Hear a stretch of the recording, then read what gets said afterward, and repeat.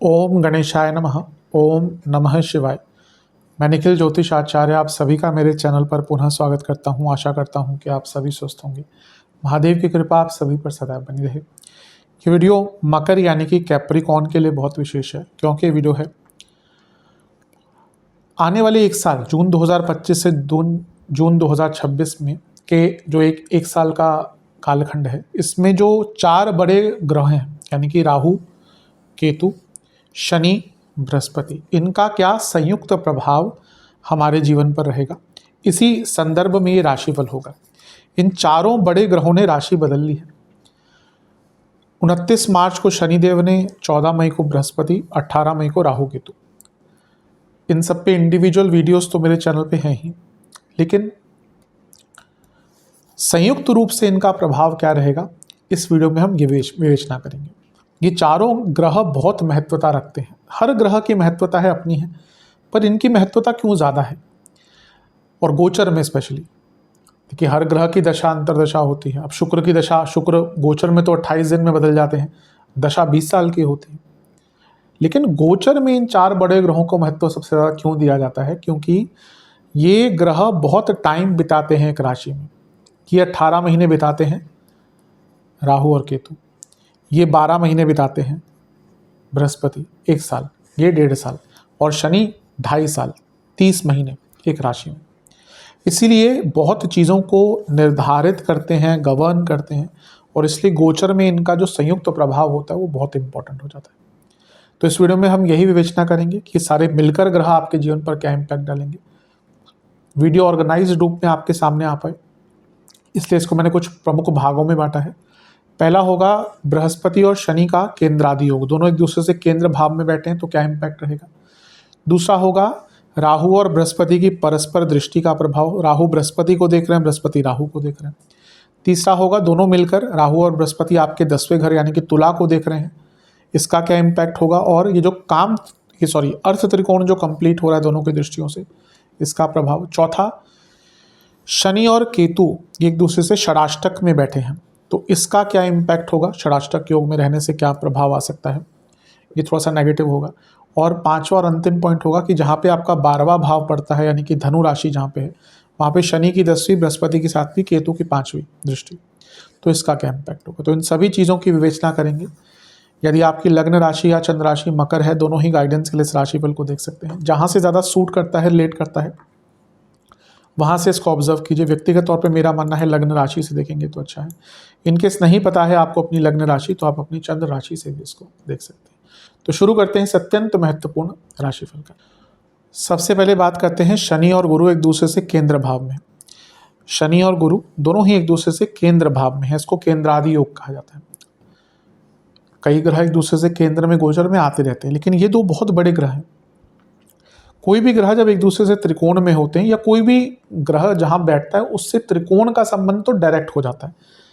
Let's say कि शनि आपके 3रे घर में है, कोई भी ग्रह कर्क या वृश्चिक में आएगा, यानी कि 3रे से पंचम या 3रे से नवम में आएगा, तो उनका डायरेक्ट एक इम्पैक्ट या एक संबंध बन जाएगा शनि से। ये दृष्टि का संबंध नहीं है, त्रिकोणीय संबंध कहते हैं। लेकिन जब कोई ग्रह एक दूसरे से केंद्र भाव में बैठते हैं तो ये साफ इंडिकेट करता है कि ये 2 ग्रह एक दूसरे को या तो ऑब्स्ट्रक्ट करेंगे या फिर सपोर्ट करेंगे। और बृहस्पति और शनि के मामले में दोनों एक दूसरे को सपोर्ट करते हैं, क्योंकि दोनों ही बहुत महत्व रखते हैं। एक भाग्य का कारक है, कर्म का कारक है, बहुत इनके पास कारकत्व हैं दोनों के पास, तो ये एक दूसरे को सपोर्ट करते हैं। दोनों ही द्विस्वभाव राशियों में है। एक ही स्वभाव की राशि अगली बार कब ऐसा होगा कह नहीं सकते, बहुत टाइम बाद होगा कि दोनों ही द्विस्वभाव राशि में आएंगे, तो इसका भी बहुत इम्पैक्ट पड़ जाता है। तो 3रा भाव और 6ठा भाव दोनों ही क्या है, उपचय भाव, और दोनों में ही द्विस्वभाव राशि। द्विस्वभाव मतलब कि मल्टीपल अपॉर्चुनिटीज, द्विस्वभाव मतलब कि मल्टीटास्किंग।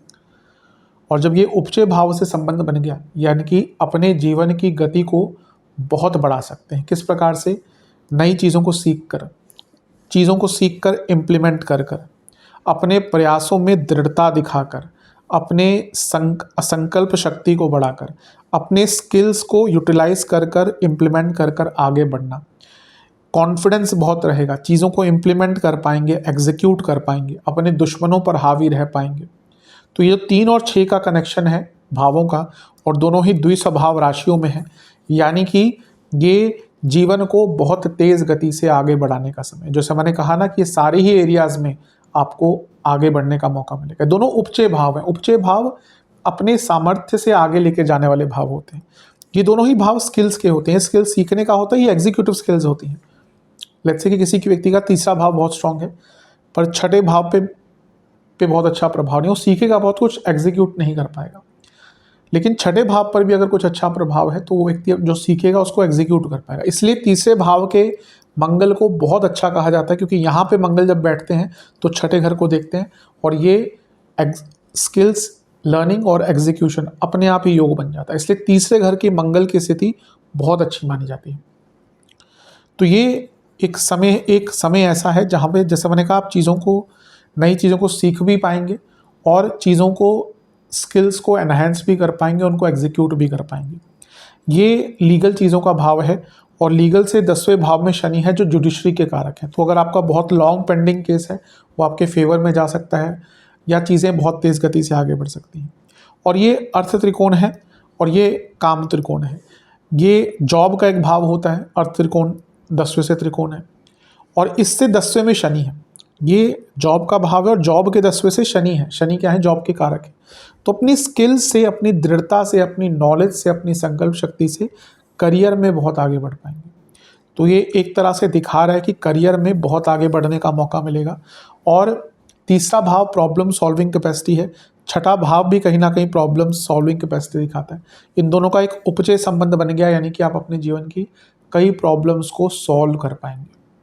ये भाव सप्तम से 12वां है, ये भाव सप्तम से नवम है। तो जो बदलाव लाएंगे अपने बिजनेस में, उससे भाग्य और कर्म दोनों ही आपके साथ देंगे, यानी कि बिजनेस को भी आगे बढ़ाने का मौका है। लेकिन हाँ, जैसे जॉब में तो दिख रहा है कि बहुत जल्दी इम्पैक्ट पड़ जाएगा, बिजनेस में आपको कुछ बहुत माइंडफुल चेंजेस लाने पड़ेंगे, तभी आपको लाभ प्राप्त होगा। और अगर स्वामित्वों की बात करें तो देखिए, बृहस्पति 12वें घर के स्वामी हैं और तीसरे घर के स्वामी हैं, और शनि लग्नेश हैं और धनेश हैं। यानी कि बदलाव करेंगे और हिम्मत दिखाएंगे तो अपने जीवन में बड़े परिवर्तन लाएंगे और धन भी कमा पाएंगे। तो ये जो केंद्र आदि योग बन रहा है ना शनि बृहस्पति का, ये बहुत अच्छा है कि दिखा रहा है कि आपके अंदर खुद वो चेष्टा रहेगी कि आप चीज़ों को बदल पाएंगे। ये दिखा रहा है कि आपके अंदर एक समर्पण भाव रहेगा अपने कार्य के प्रति। ये दिखा रहा है कि आपके अंदर उत्साह रहेगा, कॉन्फिडेंस रहेगा, और ये दिखा रहा है कि आप अपने स्ट्रगल्स को ओवरकम कर पाएंगे।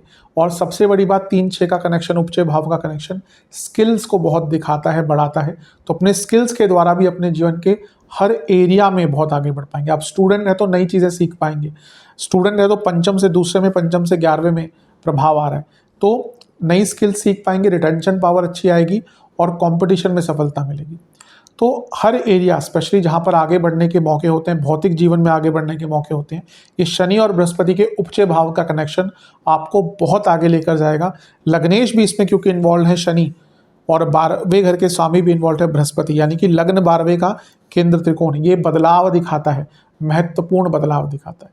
तो वो चेंजेस आप खुद ला पाएंगे जो आप लाना चाह रहे थे, और उसके दम पर जीवन को आगे बढ़ा पाएंगे। बात करते हैं राहु और गुरु का पारस्परिक दृष्टि का प्रभाव। दोनों ही एक दूसरे को देख रहे हैं, राहु पंचम दृष्टि से गुरु को, तो गुरु नवम दृष्टि से राहु को।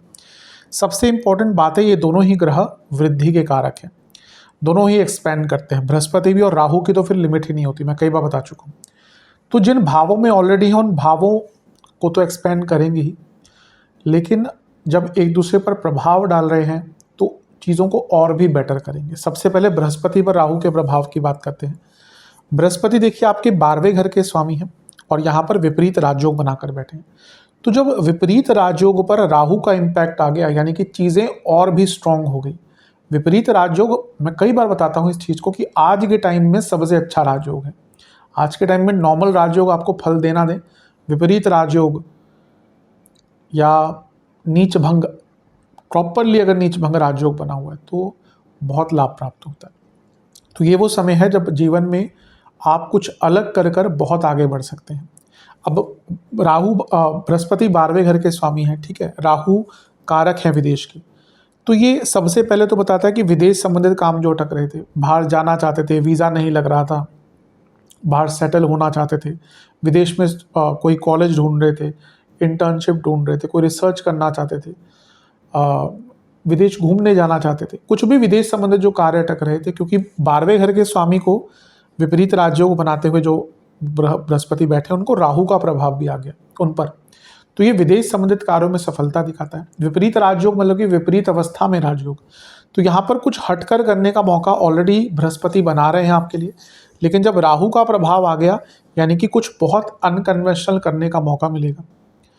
और क्योंकि बृहस्पति आपके तीसरे घर के स्वामी भी हैं, छठे घर में बैठे हुए हैं, अभी हमने केंद्रादि योग की बात करी, तो स्किल एनहेंसमेंट तो दिखाता ही है, लेकिन जब राहु का प्रभाव आ गया यानी कि जो सीखेंगे एकदम इम्प्लीमेंट कर पाएंगे, प्रैक्टिकल रहेंगे, धन कमाने के इच्छुक रहेंगे और जो भी सीखेंगे उसको बड़े स्तर पर इम्प्लीमेंट कर पाएंगे और तेज स्तर पर इम्प्लीमेंट कर पाएंगे, ये राहु का प्रभाव होता है। तो बृहस्पति जब छठे घर में बैठे हैं, राहु का इम्पैक्ट आ रहा है, तो ये बहुत अच्छा। और ऑलरेडी क्योंकि बृहस्पति छठे घर में है, विपरीत राजयोग बना रहे हैं, तो ये लीगल चीज़ों से सफलता या कॉम्प्रोमाइज़ तो दिखाता है। जब राहु का इम्पैक्ट आ गया यानी कि उससे लाभ भी आपको प्राप्त हो सकता है। आपका कोई केस चल रहा था और आपके फेवर में ही जजमेंट आ जाए और उससे बहुत बड़े धन की प्राप्ति भी आपको हो सकती है।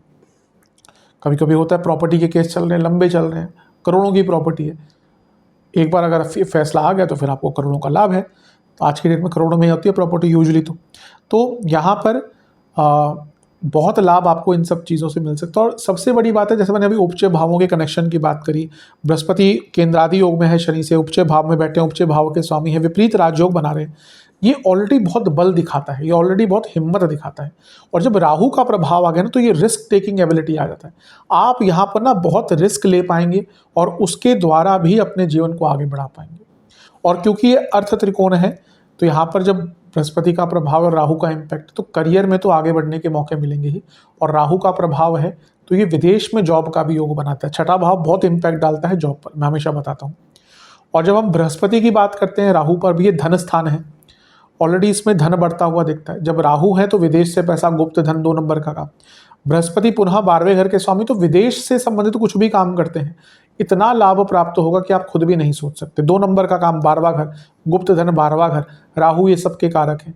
अनकन्वेंशनल तरीकों से पैसा, राहु स्पेकुलेटिव मार्केट्स, चीज़ों को बेचकर, प्रॉपर्टीज को बेचकर धन कमाना है। 12वां भाव व्यय स्थान, चौथे से 11वां राहु, बृहस्पति का प्रभाव, प्रॉपर्टीज पड़ी हैं या कुछ ऐसी चीज़ें हैं जिसको आप कैश आउट करना चाहते हैं, उसका योग बना देता है।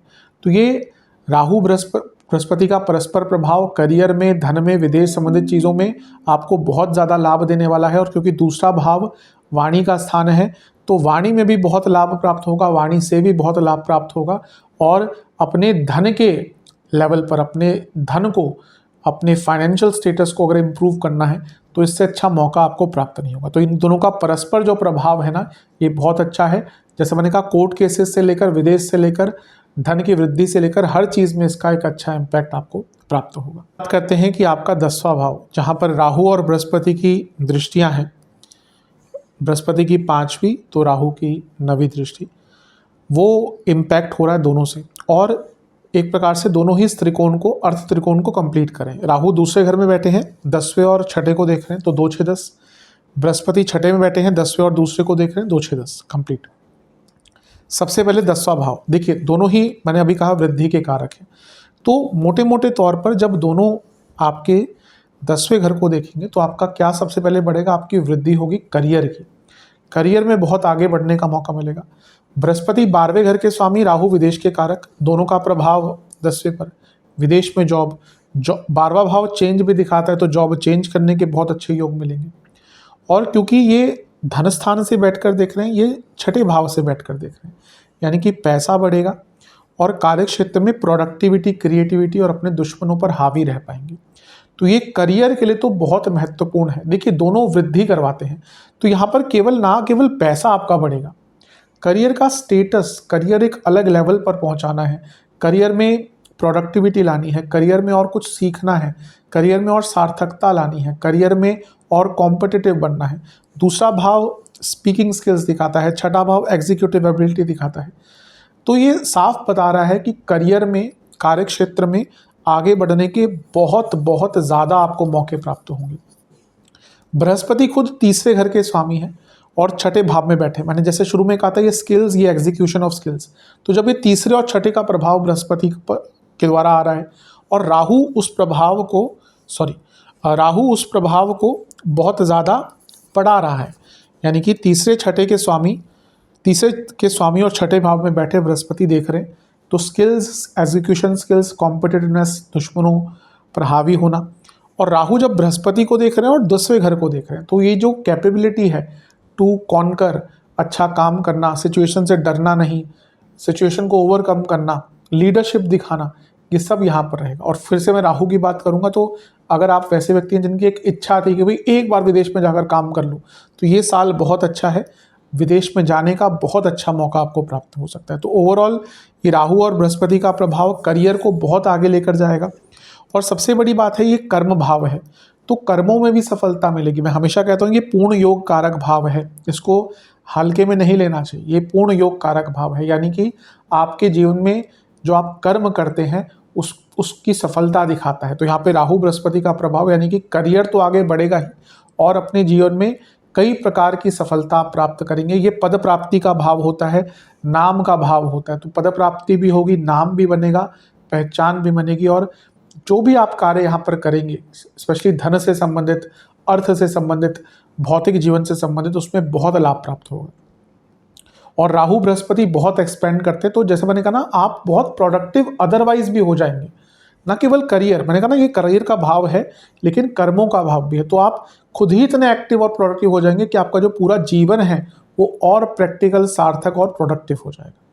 और जब अर्थ त्रिकोण की हम बात करते हैं, तो ये सीधा करियर दिखाता है, ये सीधा दिखाता है कि पैसों की सफलता बहुत मिलेगी, और ये दिखाता है कि व्यक्ति बहुत प्रैक्टिकल और रिसोर्सफुल हो जाएगा।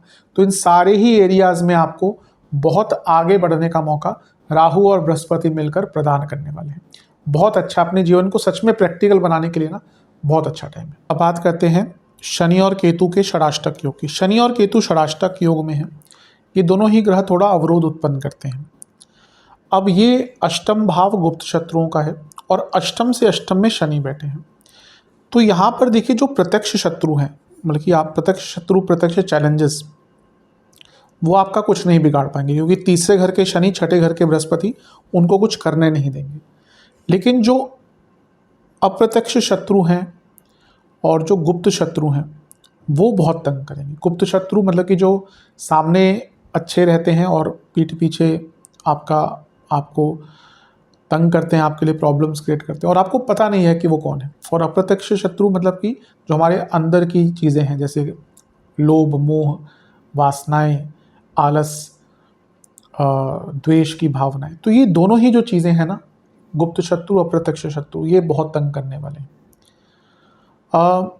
तीसरे भाव के शनि कहीं ना कहीं बहुत प्रेरित करेंगे कुछ करने को, नया करने को, लेकिन अष्टम के केतु वैराग्य उत्पन्न करेंगे। तो ये दोनों कॉन्ट्राडिक्टिंग एनर्जीज हो गई, और क्योंकि दोनों षडाष्टक में है ना, तो मन कहीं घूमता ही रहेगा। एक मन बोलेगा कि नहीं छोड़ो, इतना काम क्या करना, क्यों इतना बिजी रहना, जितना होता है उतना करेंगे, बाकी अध्यात्म की तरफ जाते हैं। शनि क्या कहेंगे, नहीं इस टाइम को वेस्ट नहीं करना, आगे बढ़ना। तो जब ये कॉन्ट्राडिक्टिंग एनर्जी साथ में आती है ना, तो व्यक्ति परेशान होता है, और अधिकतम लोग इस दुविधा में रहते ही हैं। एक मन कहता है कि यहाँ जाना, एक मन कहता है वहाँ पर जाना। तो यहाँ पे क्या है, एक बोलेगा कि विरक्ति के भाव में जाना है, एक बोलेगा नहीं मुझे भौतिकता के भाव में जाना है। और सबसे बड़ी बात है कि तीसरे और अष्टम का ये षडाष्टक योग बन रहा है, तो आपकी प्लानिंग तो बहुत अच्छी रहेगी, आपका एग्जीक्यूशन भी अच्छा रहेगा, लेकिन कई ऐसे कारण होंगे जो आपके आउट ऑफ कंट्रोल होंगे। वो आपने सब कुछ अच्छा कर दिया, कुछ प्रिपरेशन आप कर रहे हैं, आपको कहीं जाना था किसी इम्पोर्टेंट मीटिंग में, उस दिन मौसम ही बहुत ख़राब हो गया, पता चला कि सारा किया करा है ख़राब हो गया। आप कुछ ऑनलाइन काम करते हैं, कोई बहुत बड़ी मीटिंग है, कोई सब कुछ है, कुछ बहुत बड़ा काम है, पता चले उस दिन इंटरनेट ही डाउन हो गया या कुछ बहुत ऐसी प्रॉब्लम आ गई। यानी कि ऐसी सिचुएशंस आपको तंग करेंगी ना जिस पे आपका कोई कंट्रोल ही नहीं है। तो वो भी, अब कई चीज़ें हम ठीक कर सकते हैं, अब कुछ चीज़ हम ठीक कर ही नहीं सकते तो क्या करें। आपका प्रिपरेशन है, कुछ बहुत बड़ा करने जा रहे हैं, आपकी मीटिंग है, आपका प्रेजेंटेशन है, रात को आपका गला खराब हो गया। कई लोगों के साथ होता है ऐसा, अगले दिन बहुत बड़ी मीटिंग है, बहुत बड़ा प्रेजेंटेशन है, लोगों के सामने बोलना है और गला बैठ गया। क्या कंट्रोल है आपका उस पर? तो आप देखेंगे कई ऐसी परिस्थितियाँ, कई ऐसी रुकावटें आएंगी जो आपके आउट ऑफ कंट्रोल हैं और वो आपको बहुत तंग करने वाली है। और हाँ, फर्टिलिटी इश्यूज आ सकते हैं महिलाओं में और पुरुषों में, क्योंकि ये दोनों ही भाव फर्टिलिटी के हैं।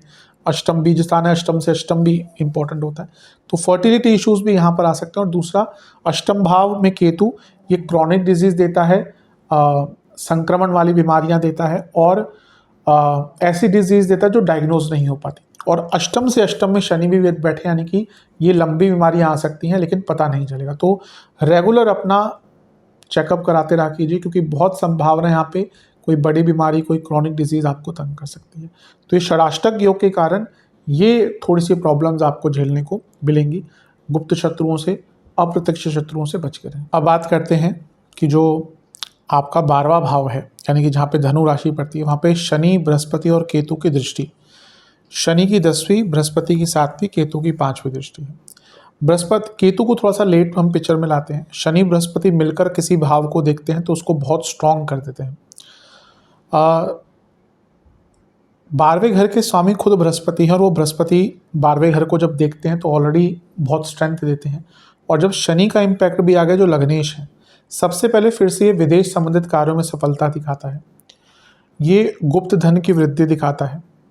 ये भाव 6 से सप्तम है, अष्टम से पंचम है, ये हॉस्पिटल्स का भाव है, यानी कि कोई बीमारी चल रही थी उसका डायग्नोसिस और ट्रीटमेंट, और कोई क्रॉनिक डिजीज़ चल रही थी उसमें भी अगर आप थोड़ा सा ट्रीटमेंट बदलते हैं तो वो चीज़ें ठीक हो सकती हैं।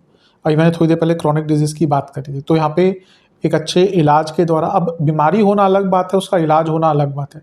कभी कभी होता है डिजीज़ है, कोई इशू है, नहीं सॉल्व हो रहा, ये वो टाइम है जब 12वां भाव प्रभावित है। तो एक सही देख रेख से, सही इलाज से, सही प्रक्रिया से, डॉक्टर्स की मदद से, दवाइयों की मदद से आपकी प्रॉब्लम सॉल्व भी हो सकती है। और ये सबसे बड़ा प्रभाव ये है कि अपने जीवन में पूरा स्ट्रक्चरल चेंज लाना।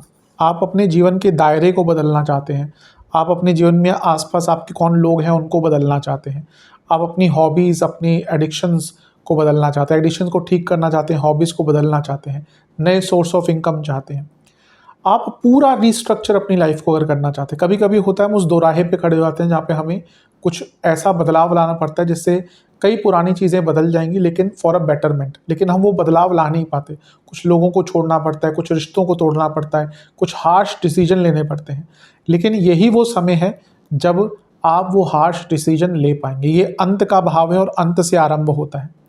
तो जब अगले साल बृहस्पति यहाँ पर आके आपको आरंभ करवाएंगे तो उससे पहले अंत की तैयारी तो अभी होगी ना।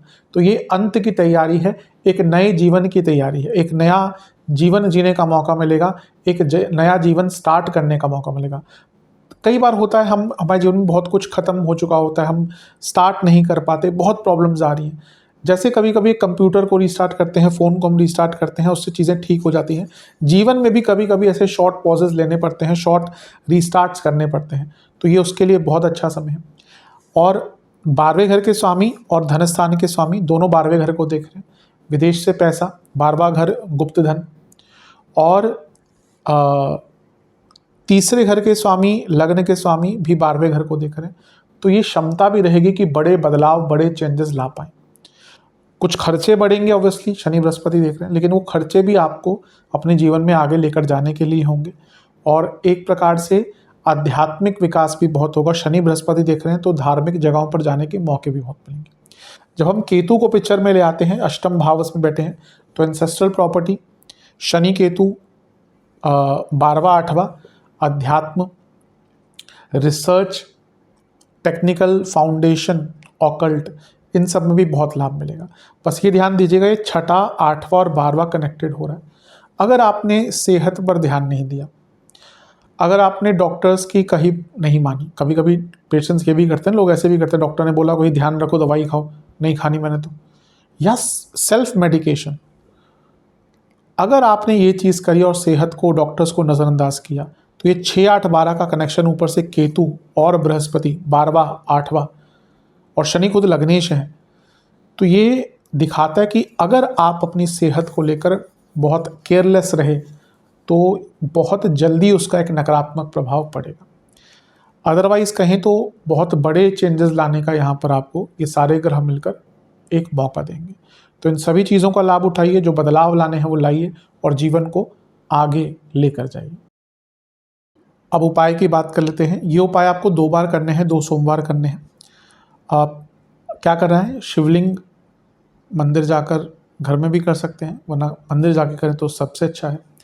पहले पंचामृत से महादेव का अभिषेक करें, फिर जल से अभिषेक करें, फिर एक पात्र में गंगा जल, सफ़ेद तिल, काले तिल लेकर शिवलिंग का अभिषेक करें, फिर जल से अभिषेक करें।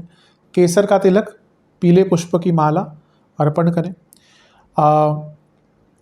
आपको हलवे का भोग लगाना है जिसमें पंचमेवे अवश्य डले हों। 4 सरसों के तेल के दिए अर्पण करने हैं। हर दिए में कुछ होना चाहिए। एक दिए में गेहूं के दाने, एक दिए में चावल अक्षत, एक दिए में सरसों, पीली सरसों के दाने और एक दिए में कुछ 4-5 लौंग के दाने। ये सब जब आप अर्पण कर दें तो वहाँ पर बैठकर ओम नमो भगवते रुद्राय इस मंत्र का आपको 108 बार जाप करना है। ये उपाय कर लेंगे, अवश्य बहुत लाभ प्राप्त होंगे। आशा करता हूँ कि वीडियो आपके काम आएगी। चैनल पर नए हैं, सब्सक्राइब कीजिए, वीडियो को लाइक कीजिए। मिलता हूँ अगली वीडियो में, तब तक के लिए ओम नमः शिवाय।